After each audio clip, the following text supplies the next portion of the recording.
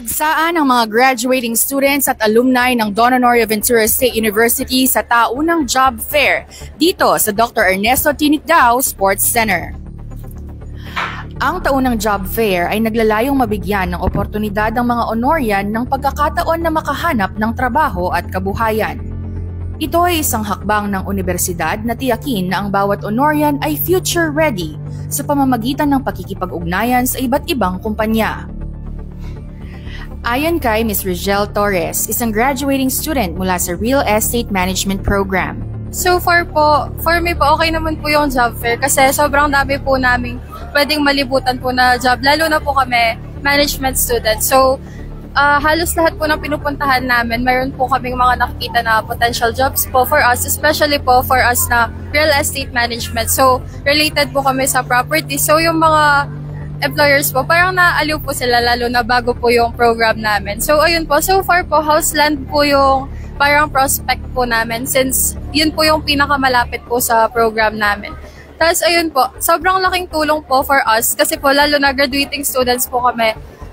Naghahanap po kami ng work nitong mga nakaraang mga buwan. So, ngayon po, sobrang laking tulong niya po kasi parang lumalapit na po sa amin yung opportunity. So, nasa amin na po kung pipili po kami ng tamang employer tsaka po ng company. Ayon naman kay Ms. Janine Trine mula sa Tom's World at Pan Asia. I'm an HR assistant sa Tom's World.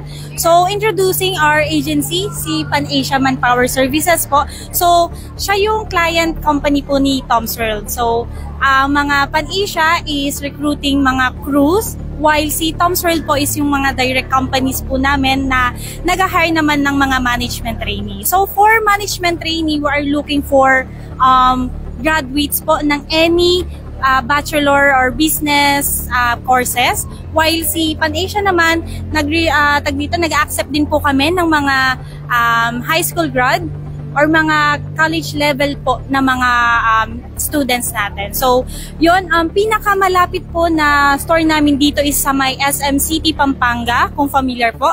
And then sa Robinson Star Mills, and we have also in SM Telebastagan. Yun.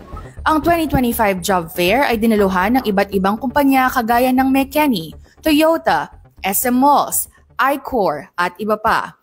Ito ay nagsimula noong May 26, 2025 at inaasahang magtatapos bukas, May 27, 2025.